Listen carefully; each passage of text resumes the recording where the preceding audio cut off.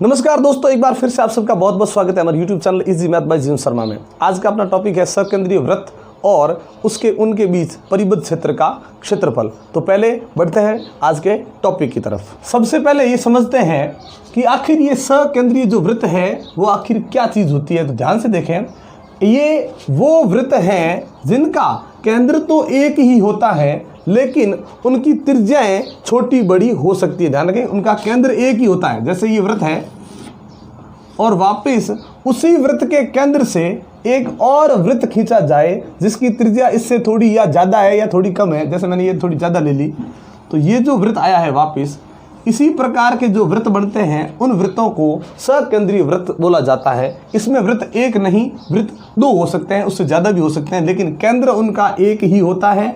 और त्रिज्या का मान देखिए, यहाँ से केंद्र से परिधि तक गए, ये हो गई इसके लिए त्रिज्या। केंद्र से वापस वहाँ उस परिधि तक चले गए, ये हो गया इस त्रिज्या का मान। तो हम किसी भी प्रकार से ले सकते हैं, मान सकते हैं मन से। ये जैसे मैंने ले लिया छोटा r और ये ले लिया बड़ा R, तो भी कोई दिक्कत नहीं। अगर यहाँ पे हम लेते हैं R1 और R2 तो भी हमें कोई दिक्कत नहीं, हम जैसा चाहें वैसा ले सकते हैं। ध्यान रखें, ये सकेंद्रीय वृत्त है। और चलिए तो हम ये ले लेते हैं R1 और R2 ले लेते हैं, तो भी कोई दिक्कत नहीं। बड़ी को R1 कह दिया और छोटी को R2 कह दिया रेडियस में।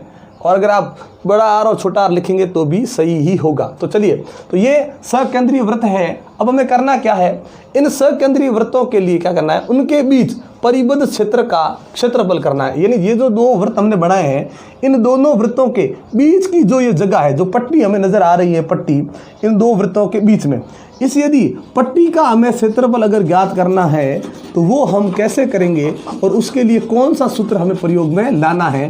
तो अब देखिए, अब ये पट्टी हमें ज्ञात करनी है। अब ये पट्टी है कहाँ, तो वो पहले देख लें। ये जो छोटा वृत्त हमें नजर आ रहा है, इस छोटे वृत्त के अंदर ये पट्टी नहीं है, लेकिन ये जो बड़ा वृत्त है, अगर मैं उसका यदि मैं क्षेत्रफल देखता हूँ, हमें क्षेत्रफल में ज्ञात करना है ना, तो पहले हम क्या करते हैं, इस बड़े वृत्त का मैं यदि क्षेत्रफल देखता हूँ तो उसके अंदर हम क्या देखते हैं, तो ये पट्टी है वो भी शामिल और ये जो खाली भाग है वो भी शामिल है। यानी दोनों ही क्षेत्रफल शामिल है बड़े वृत्त के अंदर।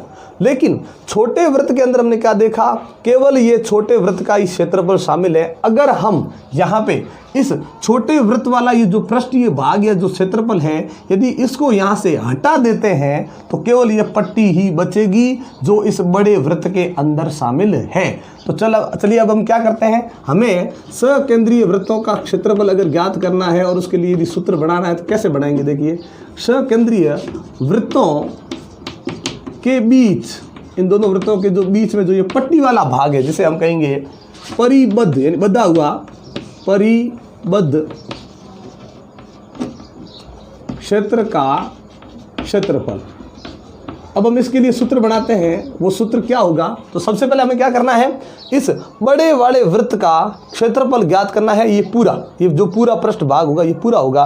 तो R1 हमने लिया यहाँ पे, तो ये हो जाएगा पाई R स्क्वायर। यहाँ पे R1 लिया हमने, बड़ी वाली जो त्रिज्या उसको R1 ले लिया, तो वही R1 लिख देंगे, पाई R1 स्क्वायर। ठीक, चलिए अब इस क्षेत्रफल के अंदर क्या क्या है, ये पट्टी और ये अंदर वाला वृत्त दोनों ही है, ध्यान रखिए पूरा है।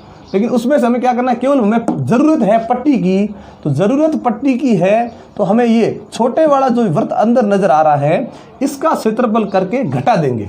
तो अब इसका क्षेत्रफल क्या होगा, पाई R। सूत्र में फर्क हो ही नहीं सकता क्योंकि दोनों ही वृत्त हैं। ध्यान रखें, ये दोनों ही वृत्त है, छोटा वाला और बड़े वाला दोनों वृत्त हैं। और वृत्त का जो क्षेत्रफल का जो सूत्र होगा वो कभी अलग हो ही नहीं सकता, त्रिज्या अलग हो सकती है। इसलिए मैंने एक को त्रिज्या ले ली R1, एक को लिख दिया R2।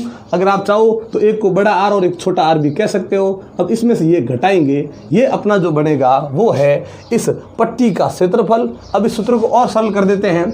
देखिए, दोनों में पाई कॉमन है, ध्यान रखें दोनों पाई कॉमन है, R कॉमन नहीं है। कभी कहेगा सर R1 है R2 दोनों कॉमन ही है, नहीं, ये R1 अलग मान है R2 अलग मान है। पाई को लेते हैं कॉमन, पीछे बच गया R1 का स्क्वायर माइनस R2 का स्क्वायर।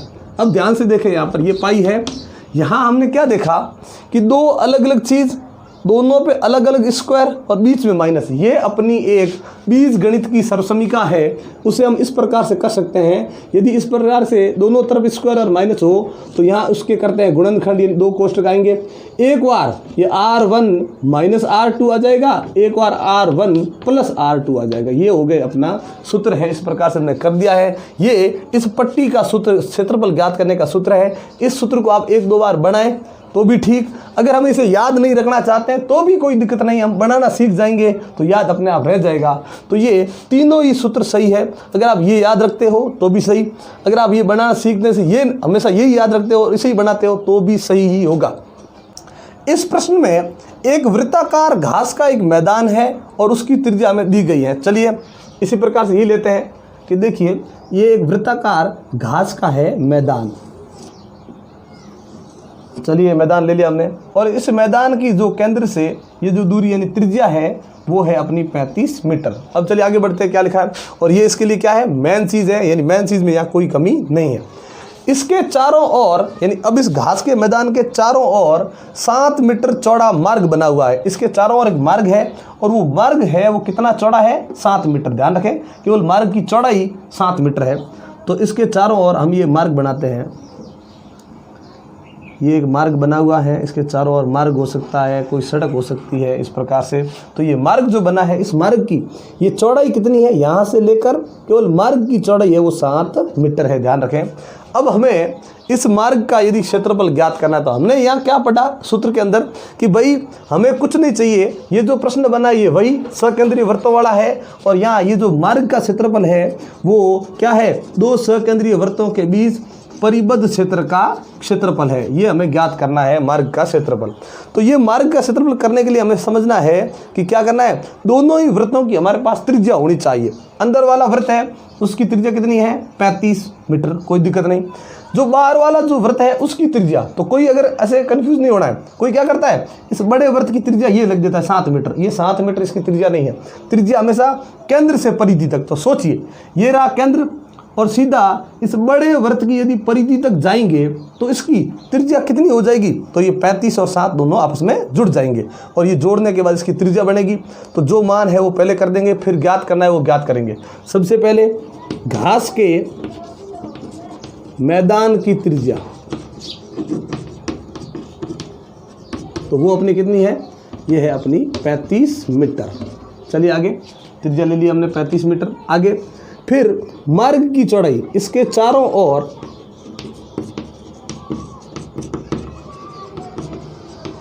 बने मार्ग की चौड़ाई, वो चौड़ाई है 7 मीटर। तो अब हम लेते हैं कि अगर इस मार्ग को यदि वृत्त में शामिल कर लिया जाए तो ये पूरा जो वृत्त बनेगा, उसके लिए यहाँ भाषा लिखनी पड़ेगी थोड़ी। यहाँ लिखेंगे हम मार्ग सहित, मार्ग सहित, मार्ग को शामिल कर लिया। अब मैदान की त्रिज्या,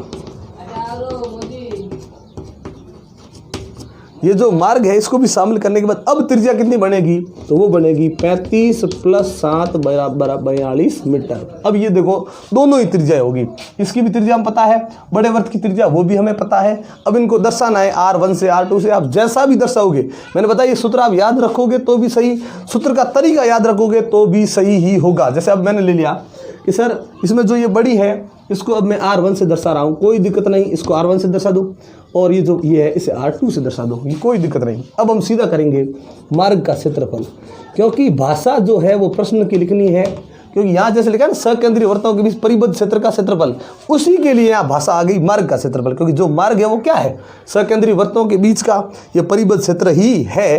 तो लिखेंगे मार्ग का क्षेत्रफल, और सूत्र आप यहाँ याद नहीं रखेंगे, अब यहाँ देखेंगे ही नहीं, हम अपने मन से लिखेंगे। अब सूत्र के लिए क्या लिखेंगे कि सर कॉमन निकल गया था क्या, पाई, फिर बड़े वृत्त का जो त्रिज्या था उसका भी वर्ग हो रहा है और छोटे जो हो रहा है वो भी वर्ग हो रहा है, बीच में माइनस।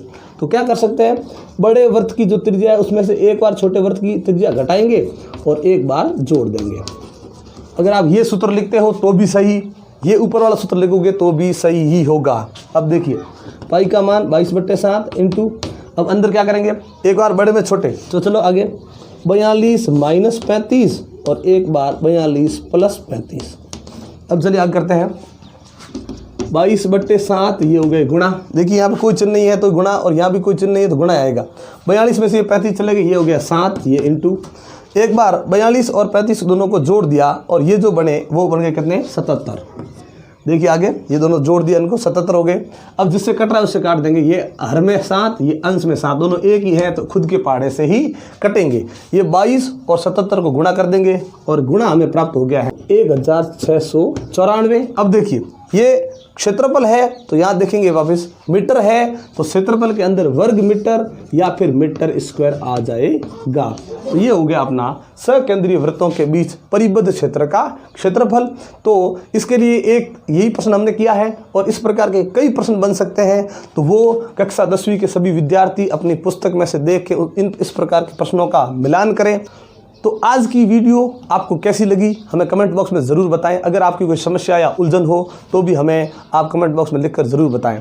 और लगातार कमेंट बॉक्स में ये कमेंट आ रहे हैं कि सर 9वां अध्याय, सर 12वां अध्याय ये समझाएं। तो देखिए हम आपके लिए लगातार वीडियोस लेकर आते रहेंगे, तो वो सब भी हम टॉपिक आपको धीरे धीरे आपके सामने ज़रूर लेकर आएंगे। तो तैयारी करते रहें, साथ बनाए रखें। और तब तक के लिए नमस्कार, जय हिंद, जय भारत।